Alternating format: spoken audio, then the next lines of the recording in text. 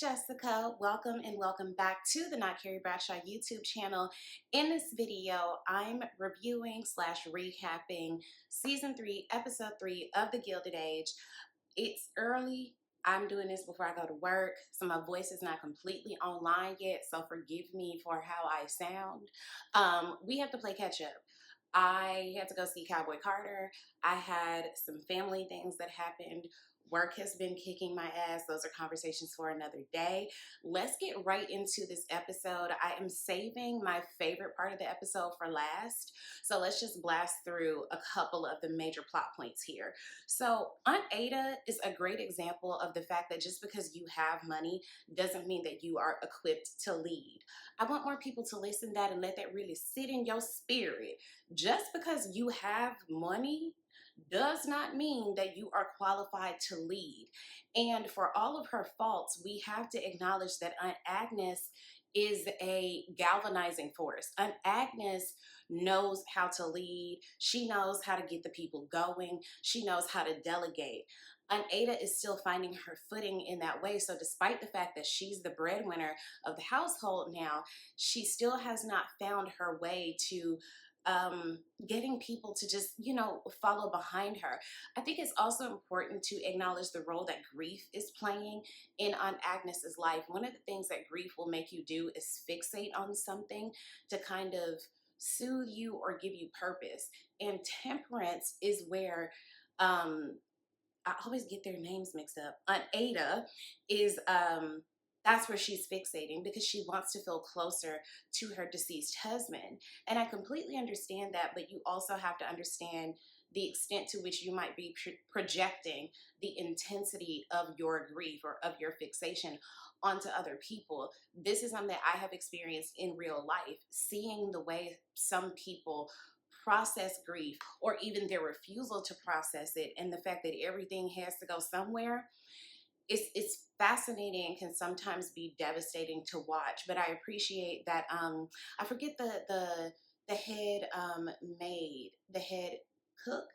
Her name just fell out of my head, but I appreciate that she held space for her and just asked her, if you could talk to him, what would you say? Now, I thought it was just going to be a moment of, hey, you could talk to me. I think that we're about to enter into an era that was like a real thing back then, which is spiritualism. People really got deep in their bag around spiritualism and contacting the dead. So I'm curious to see what happens with that being introduced into the world of the Gilded Age, like fictionally. I love that Jack said, baby, let me decide for myself whether or not I want to be wealthy. I would love to have the option. And overwhelmingly, people who had very little, who acquired more, would rather, even though my money, my problems, baby, let me cry in the wraith, not on the bus. You know what I'm saying? So I love that Jack, while he is still working as a footman, he is pursuing, his entrepreneurial endeavors. I'm happy that Larry Russell didn't even know how to answer these watchmakers or these manufacturers or investors questions, and it gave Jack the opportunity to show his expertise.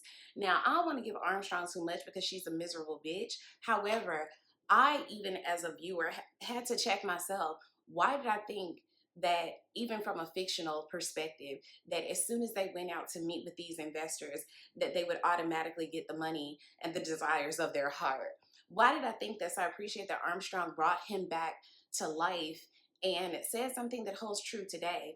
Younger people do expect for things to happen much quicker because as time progresses, technology progresses, this is why I say time is a social construct. We're just expecting for things to happen quicker. We think that if you put in the work, it should happen immediately, and it does take time for things to come to fruition.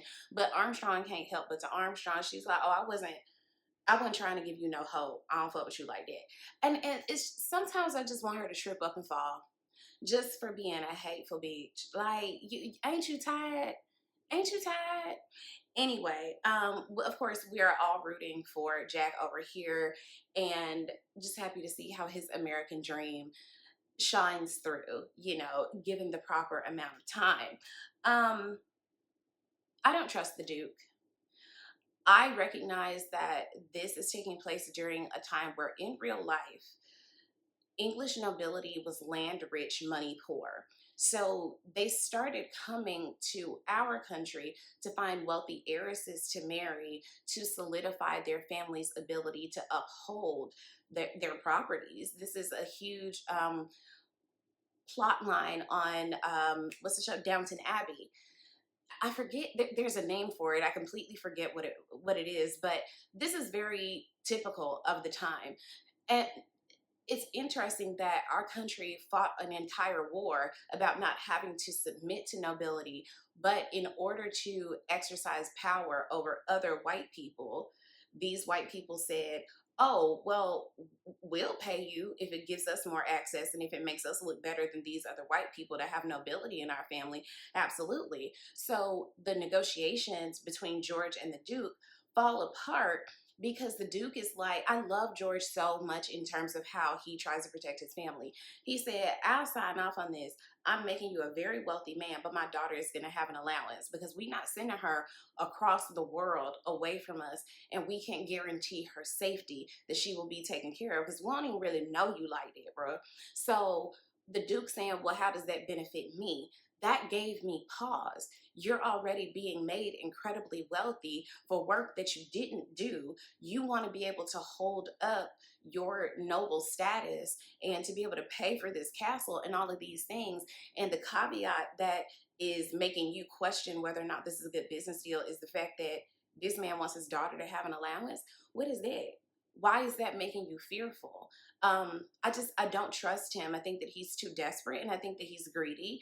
I recognize that Gladys and her bangs are very young. So no, we can't be out here trusting her opinion on things, because we saw how that worked out with the first guy. He wasn't ready for what she was ready for. He wasn't a strong enough man to handle business. We'll get that, but there has to be another option beyond the Duke, who I just simply don't trust with Gladys and her bangs. I thought that the interaction between Bertha and Mr. Delancey, because Bertha wanted to dissuade the Delancey family from pursuing the Duke after the first set of negotiations fell through. I thought it was extremely bold of Bertha to invite that man over, to be alone in a room with him during this time, to try to speak on her daughter's behalf and to basically tell him, you broke, and if you don't back off, I'm gonna tell everybody that you broke. And on the one hand, you have to admire Bertha's gumption and how serious she is about what she wants for her family. But on the other hand, it's like, you might should take a step back, because you getting in men's business. Especially during this time, I just don't know about it, but he seems to actually admire her. I think that for Bertha's faults, people cannot help but to admire that she goes for what she wants.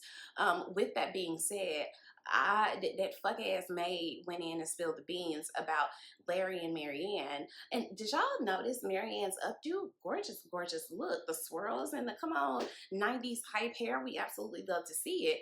But of course, this fuck ass maid goes back and reports to Bertha. That's part of what it means to be a footman or a lady's maid. Is you supposed to kind of kiki, you supposed to exchange gossip, not exchange gossip, but the downstairs folks is supposed to report into the upstairs folks about what's going on in the house that they may not have seen or heard. I don't know that Bertha feels that our girl Marianne is good enough for Larry. I also appreciate the conversation that Marianne had with Aunt Ada, where Aunt Ada was like, hey, to be honest with you, you can't really be questioning because Marianne is like, well, should I be alarmed that he had this dalliance with this, was the woman married or was she a widow? I can't remember, back in Newport. I like that Aunt Ada was basically like, what did she say? It was, we listen and we don't judge, but it was the patriarchy edition. Like, men have the license to be outside. You're not allowed to actually judge his behavior pre-marriage. He can judge yours, but not the other way around. And that's just how this works. I also love that she was like, girl, calm down. It was just a kiss. But we also need to get this storyline moving. So I'm expecting that on the subsequent episodes that, oh, this handstand is still on from last night. I promise I showered well. But anyway, I appreciate that Marianne has someone who she can go to about matters of the heart, but we gotta get this, rolling. Is y'all is or is y'all ain't gonna be together? What's gonna happen? What did you guys think of Gladys's portrait? I want an art expert to evaluate that portrait because to me she looked terrified in the face. Maybe I need to go back and look at it again. This is also making me want to get an oil portrait of myself, said the Leo. Of course I do. But she looked terrified. I think that it was a bad omen how she her nerves made her pull that necklace apart. Even the look on George's face, realizing that, oh, I might have messed up. And it was very smart of Bertha to tell the Duke, like, if you are a good husband, she will be generous with you. And we can only hope that the Duke was being sincere in talking with Gladys and her bangs, but I don't trust that man. I just don't. And George will rip you apart if you hurt that girl. So, you know what? That might be interesting to see. But yeah, I don't think it's a good omen. And also, George just took her dowry and invested it in his railroad expansion. So I hope everything work out. Otherwise, y'all gonna have to start selling some shit in that mansion or firing some folks. We'll see what happens. Bertha tried so hard to get in George's good graces, trying to get him to stay in her room. George was like, baby, I'm tired and so are you. Your plot done fell apart. You're trying to manipulate me. Go on somewhere. I'm over it. And Bertha was grief-stricken by that. Like, oh, so throwing this box around ain't even working on you today. Well, I'm fresh out of ideas. Okay, let's get to the scene with the Kirklands and the Scotts meeting in at the beach. I am happy that our girl Peggy is getting a storyline where she gets to pursue love with someone who is available and interested in her, and he's attractive and he's smart and he's kind, and he, you know, invites her over and, you know, basically texts her like, girl, come through. And you know, the auntie was like, baby, write him back immediately. I know that family and all of the things. I think the way the writers, the production, the direction, I think they handled the conversation about class within the Black American community at the intersections of colorism and texturism.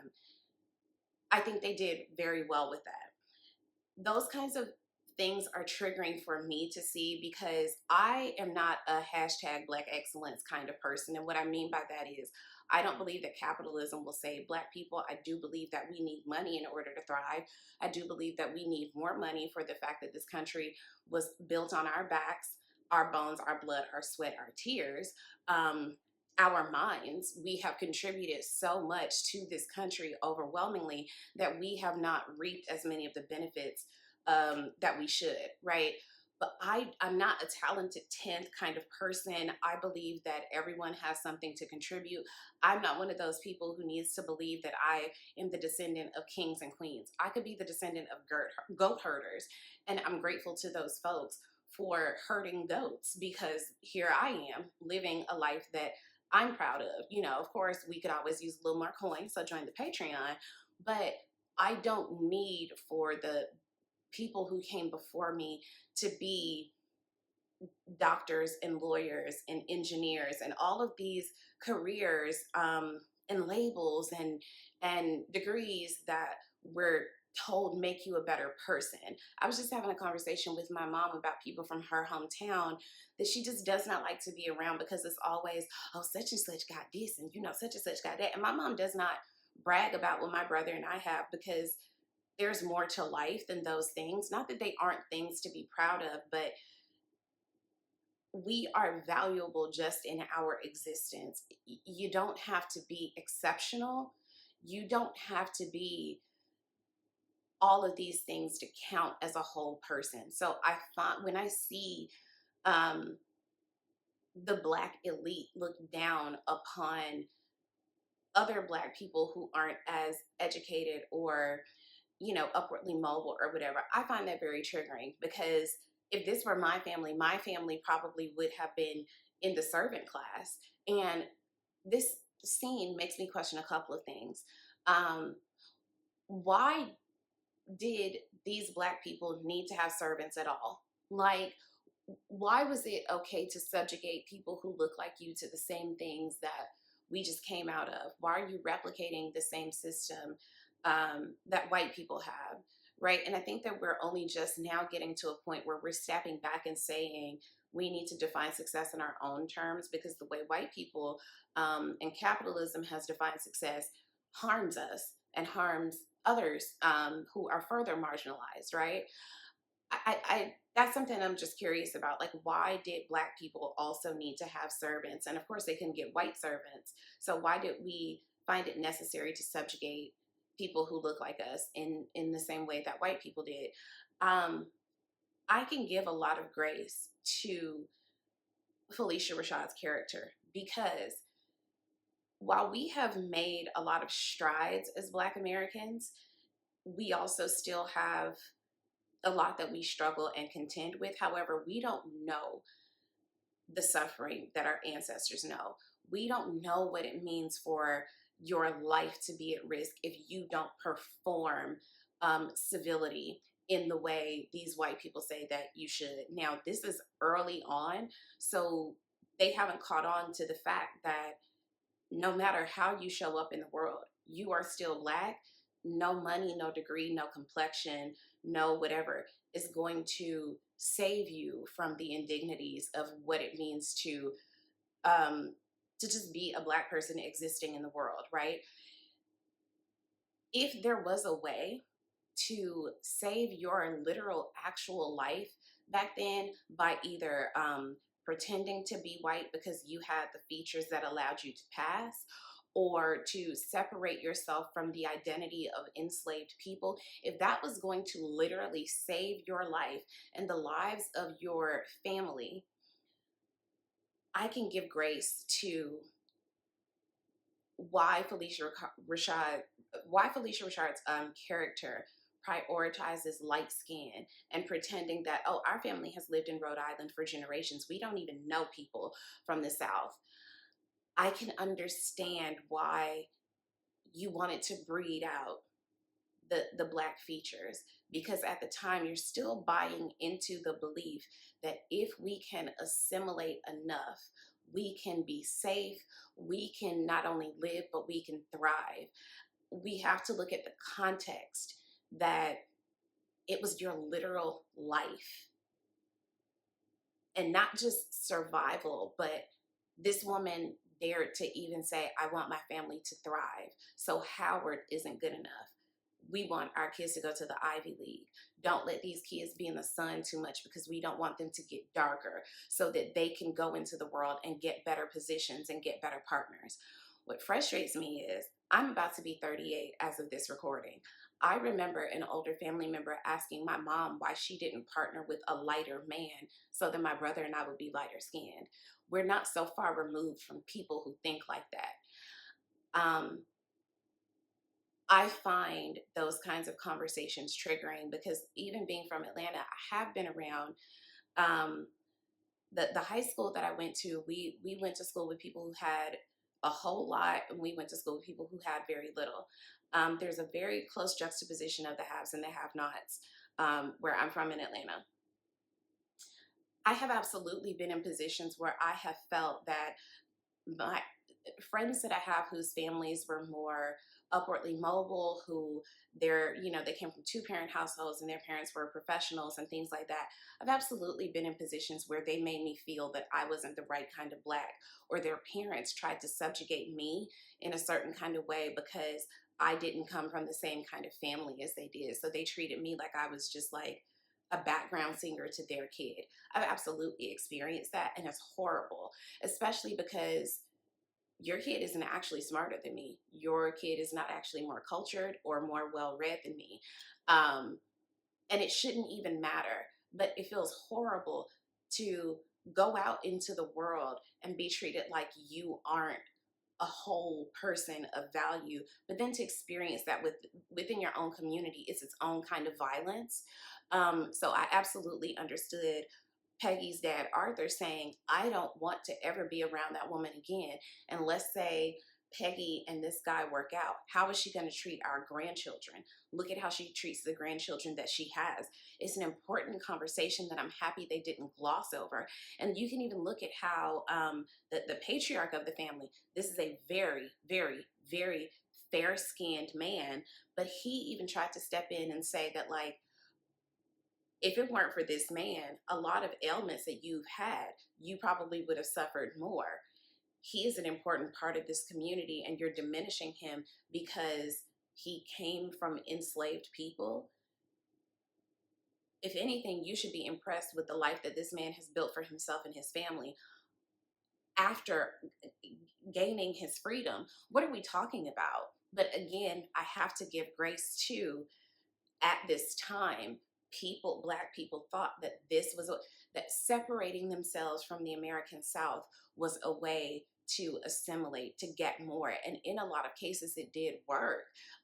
There's a reason why lighter skinned people were able to go into schools that paper bag test.